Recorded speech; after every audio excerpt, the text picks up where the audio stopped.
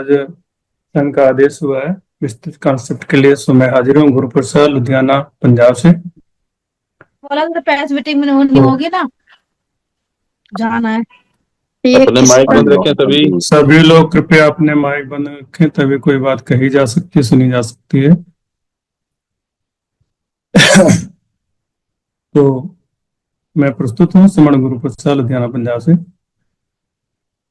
Summer संघ concept summer संघ का बहुत ही सरल है।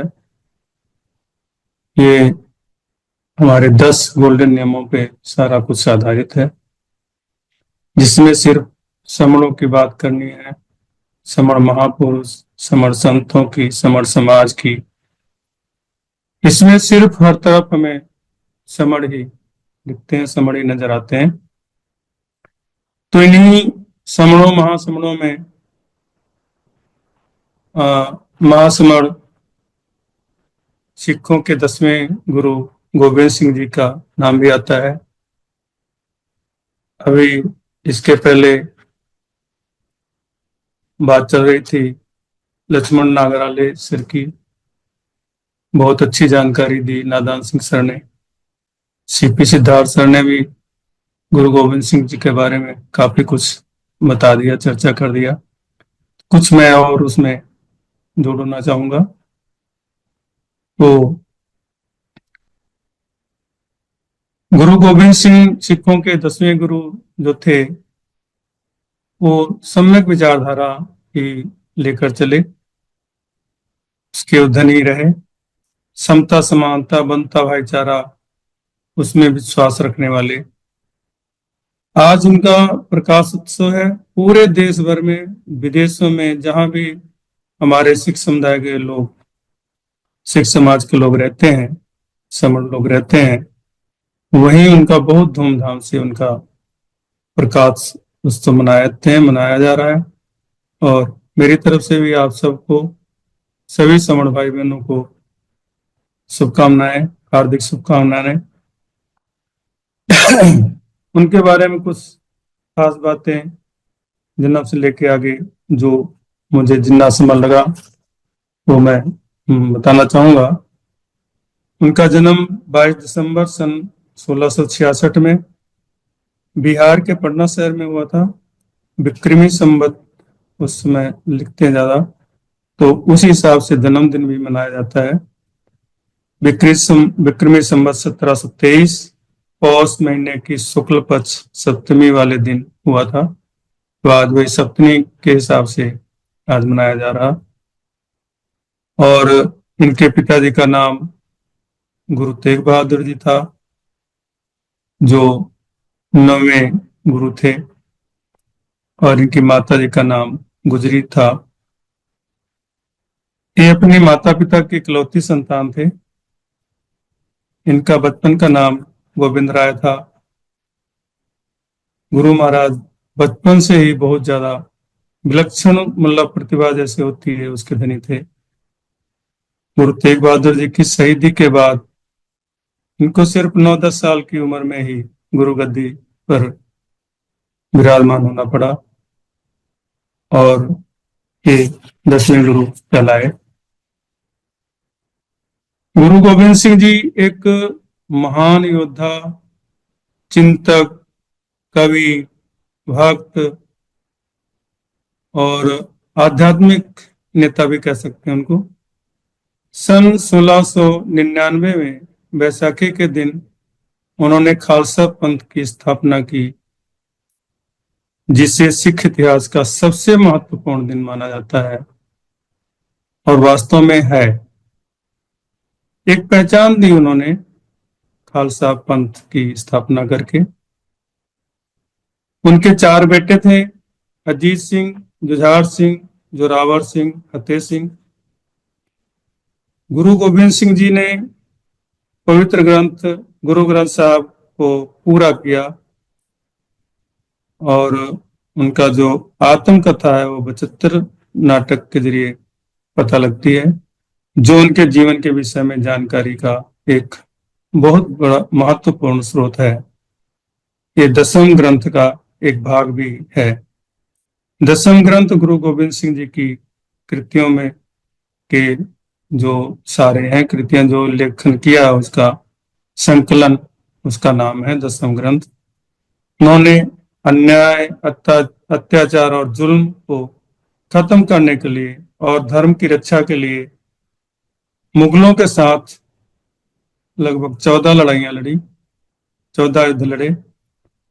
धर्म के लिए, धर्म की रक्षा के लिए अपने समस्त परिवार का बलिदान कर दिया, जिसके लिए उन्हें एक नाम दिया गया सरबंश दानी, सरबंश दानी, मतलब पूरे परिवार का दान देने वाला, पूरे परिवार का दानी भी कहा जाता है। जन साधारण में वे कई नामों से जाने जाते हैं। कलगीधर भी उनको कहते हैं, दशमेश पिता भी कहते हैं, बाजा वाले भी कहते हैं, आदि कई नाम उनके उपनाम उपाधियों से जाने जाते हैं। विश्व की बलिदानी परंपरा में अद्वितीय होने के साथ साथ वे एक महान लेखक, चिंतक तथा संस्कृत सहित कई भाषाओं के ज्ञाता भी थे। वे विद्वानों के संरक्षक भी थे। उनके दरबार में 52 कवि और साहित्यकार उनके दरबार की शोभा बढ़ाते थे, वहां रहते थे। वे भक्ति और शक्ति के अद्वितीय संगम थे, इसीलिए उनको संत सिपाही भी कहा जाता है। खालसा पंथ की स्थापना के समय उन्होंने सम्यक विचारधारा को अपनाते हुए सभी धर्मों की हिस्सेदारी पर जोर दिया और 9 अप्रैल 1699 ईस्वी को बैसाखी के दिन श्री आनंदपुर साहिब में एक सभा आयोजित की। महाधर्म और मानवता की रक्षा के लिए 5 शीश मांगे। एक दम सन्नाटे के बीच सन्नाटा छाया और भाई दयाराम उनका नाम था, बाद में उनको सिंह का सबको उपाधि दी। तो भाई दया सिंह ने अपना सिर अर्पण करने की इच्छा जताई। इसी प्रकार भाई धर्म सिंह, भाई हिम्मत सिंह, भाई मोहकम सिंह और भाई साहब सिंह 5 प्यारे के रूप में आगे आए और गुरु साहब जी ने 5 को अमृत छिकाया। अमृत एक तरह का एक कमिटमेंट का एक जरिया है। तो अमृत छिकाया और फिर उन 5 प्यारों से खुद भी अमृत पान किया और अमृत छक लिया। छकने के बाद में यहाँ पर उनको कहा गया, इसलिए कहा जाता है वाह वाह गुरु गोविंद सिंह जी आप है गुरु चेला। मतलब ये वाक्य उनके लिए बहुत मशहूर है, वाह वाह गुरु गोविंद सिंह जी आप है गुरु चेला। गुरु महाराज ने सदा प्रेम और भाईचारा का संदेश दिया। अगर किसी ने गुरु जी का अहित करने की भी कोशिश की तो भी उन्होंने सहनशीलता, मधुरता, सौम्यता से उसे परास्त कर दिया। उनका मानना था कि किसी को ना डरना चाहिए ना ही डराना चाहिए। वे उपदेश देते हुए कहते हैं भय काहू को देत नाही, ना ही भय मानत आन। मतलब किसी को ना ही भयभीत करना है और ना ही किसी से डरना है। भय रहित भाषा का उपयोग करते वो कहते हैं चिड़ियन ते मैं बाघ तुड़ाऊं, 1.25 लाख से एक लड़ाऊं, तब गोविंद सिंह नाम कहूं। खालसा पंथ स्थापना से सिंह उपाधि की शुरुआत हुई। गुरु महाराज ने आत्मज्ञान नहीं छोड़ा, निरंतर प्रचार आत्मज्ञान का करते रहे, पर आवश्यकता पड़ने पर कृपान भी चलती रही, कृपान भी चलाई। खालसा पंथ के साथ साथ खालसा सेना की भी स्थापना की। गुरु साहब पहले सेनापति बने और गुरु साहब जी का परिनिर्वाण 7 अक्टूबर 1708 ईस्वी 42 वर्ष की आयु में नांदेड़ जो महाराष्ट्र में है वहां पे हुआ। 10वें गुरु गोविंद सिंह जी ने खालसा के बाने में 5 ककार को अनिवार्य किया था। केस, कड़ा, कंघा, कच्छा और कृपाण। 5 विकार, काम, क्रोध, लोभ, मोह, अहंकार, इनसे विरक्त रहने की बात करी थी। 5 सीलों को अपनाने की बात की थी। पहले भी सीपी सिद्धार्थ सर ने भी उसको थोड़ा डिटेल बताया। वही चीजें हैं जो हमारे अन्य महापुरुषों महासमणों ने बातें में करी हैं। जीव हत्या से दूर, चोरी से विरक्त, व्यभिचार से दूर रहना, झूठ नहीं बोलना, शराब नहीं पीना, आदि आदि इस तरह वो सारी शिक्षाएं वही थी संतों वाली। और उनका प्रमुख काम समाज को इकट्ठा रखना ही था। अगर इस सारी महासमण 10वें पातशाह गुरु गोविंद सिंह जी को अगर हम देखते हैं तो सभी चीजें क्या हैं?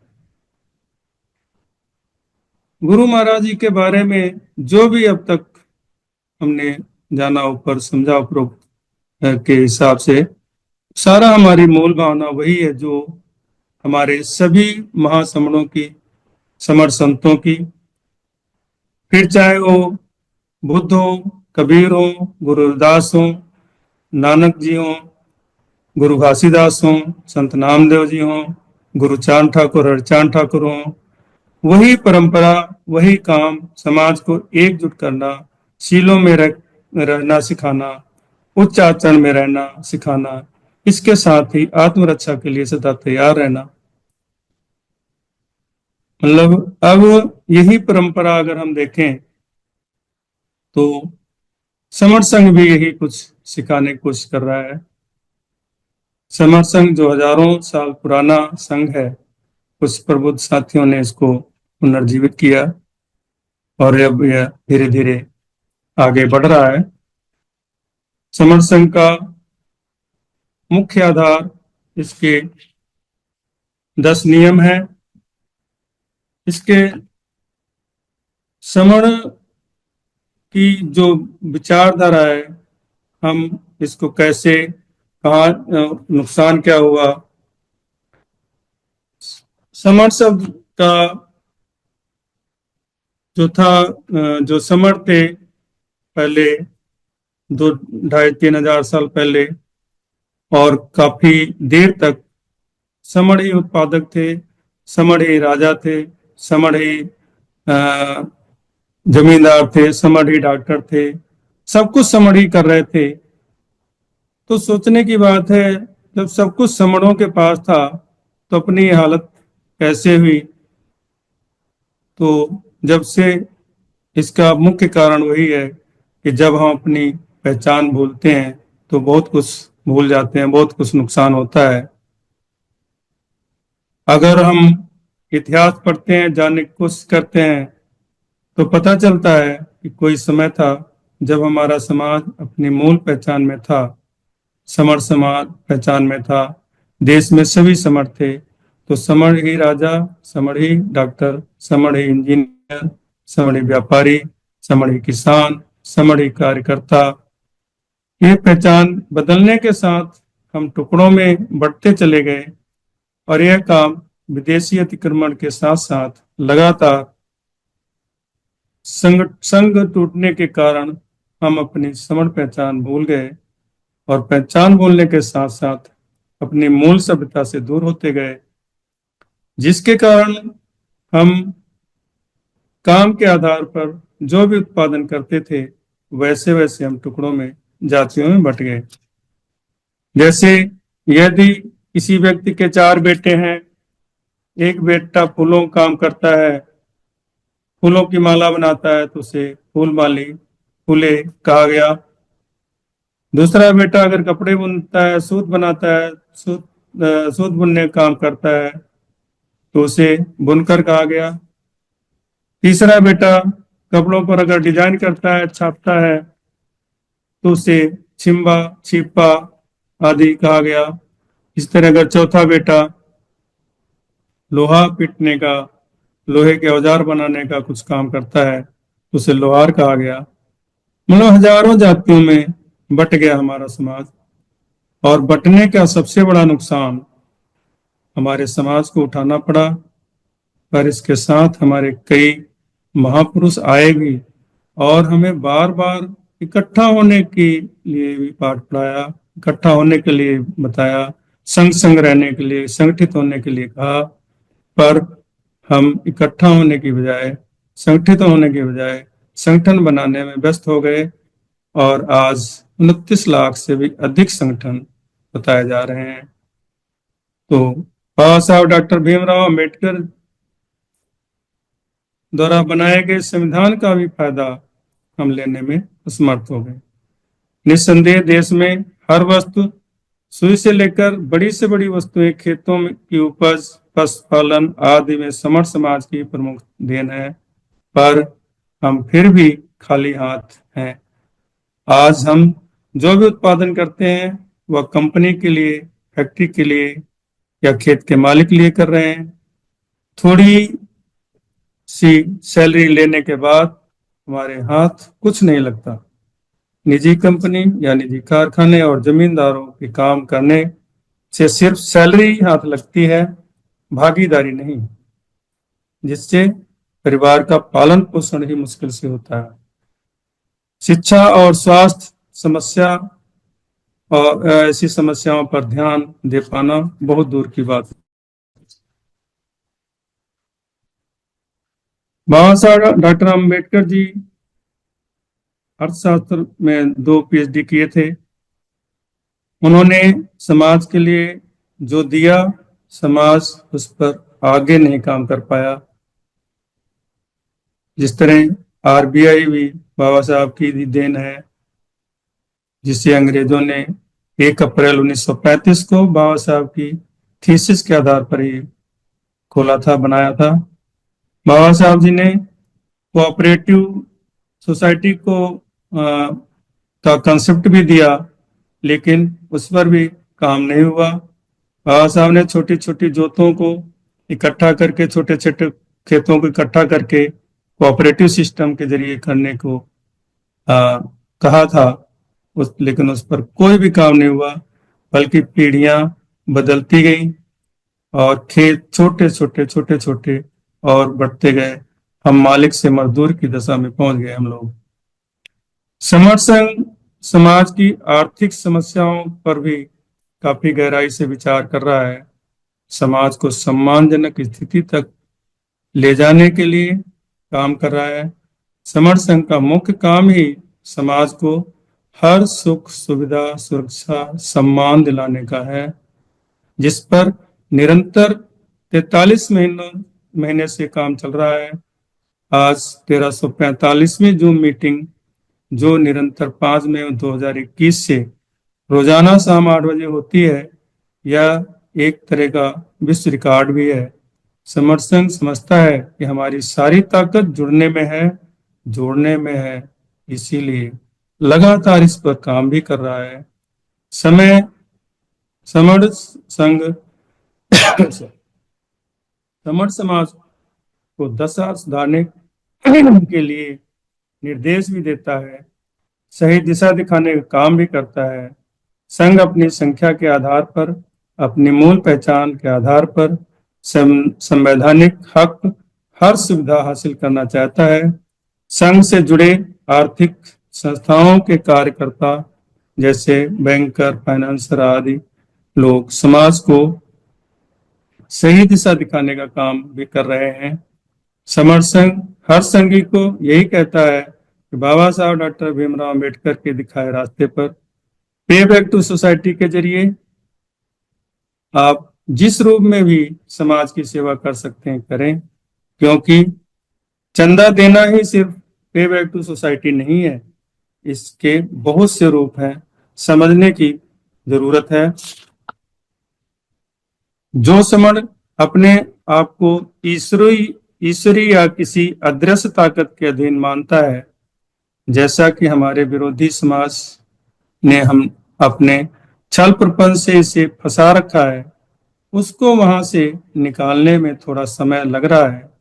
क्योंकि ऐसे लोग हर अनहोनी या हर पड़ने वाले कष्ट को भगवान की मर्जी बताकर पल्ला झाड़ लेता है, अपनी कमजोरी, अपनी गलती खोजने की कोशिश ही नहीं करता। अपनी दयनीय अवस्था के लिए भी पुराने कर्मों का फल बताकर झेलता जाता है। उचित, आवश्यक कोशिश और सही दिशा में काम नहीं करता। ऐसे लोगों के साथ हमारी हर सहायता, हर कोशिश नाकाम नजर आती है। ऐसे लोग हमें हतोत्साहित भी करते हैं, पर समर्थ संघ उन्हें उनकी और कमजोरी बताने और अपना पुराना इतिहास, अपनी मूल पहचान, अपनी समर्थ पहचान से अवगत कराने का काम करता है, ताकि समाज अपनी मूल पहचान को समझ हतोत्साहित होने से बच जाए और गर्व महसूस करे और समर्थ संघ के लिए, अपने बच्चों के लिए अधिक से अधिक काम करे और अपनी दयनीय अवस्था से बाहर निकल सके। क्योंकि जो समाज कभी राजा महाराजा रहा हो, वो कभी दयनीय हो ही नहीं सकता। उतार चढ़ाव प्राकृतिक नियम है। समर्थ संघ उसी को मानते हुए पुनः सम्राट अशोक वाला राज्य लाने का प्रयास कर रहा है। फिर वही बात उसी जगह पर आके रुक जाती है कि अगर वही स्थिति चाहिए तो हमें इकट्ठा होना पड़ेगा, एक जगह आना पड़ेगा, अपनी ताकत इकट्ठी करनी पड़ेगी। समर्थ संघ इसीलिए 10 गोल्डन नियमों के जरिए सारे समर्थ साथियों को, समर्थ समाज को एक जगह संघ में लाने का प्रयास कर रहा है। इसके 10 गोल्डन नियम हमारी सम्मानजनक जिंदगी का प्रतीक है। अगर हम इन पर खरे उतरते हैं तो सभी नियमों को आत्मसात करते हैं तो ताकतवर बन जाते हैं। यही 10 नियम संघ से जुड़ने का मंत्र है और आधार है। जुड़ने का तरीका घर से शुरू होकर समाज तक पहुंचता है। मतलब सबसे पहले परिवार को जोड़ें, फिर रिश्तेदार, फिर दोस्त मित्र, सहकर्मी और बाद में पड़ोसी एवं समाज। बड़ी ताकत बनने के लिए जुड़ना ही होगा। अपनी दयनीय अवस्था से निकलने के लिए जुड़ना ही पड़ेगा। इसके अलावा आप कोई भी शॉर्टकट रास्ता नहीं अपना पाएंगे, क्योंकि जुड़ने पर ही एक दूसरे साथी हर तरह की एक दूसरे की मदद भी होगी, मदद करेंगे।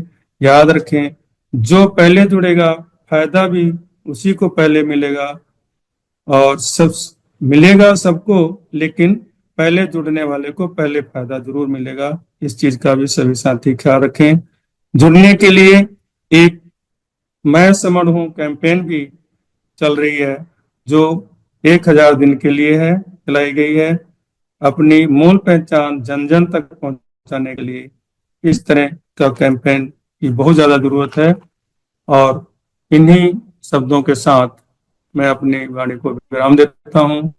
अगर मेरे शब्दों में किसी तरह की कोई त्रुटि हुई हो, बोलने में गलती हुई, किसी को हानि पहुंची हो, तो मैं संघ से क्षमा चाहता हूँ। संगम नमामि, संगम नमामि, संगम नमामि। जय भीम। साधु।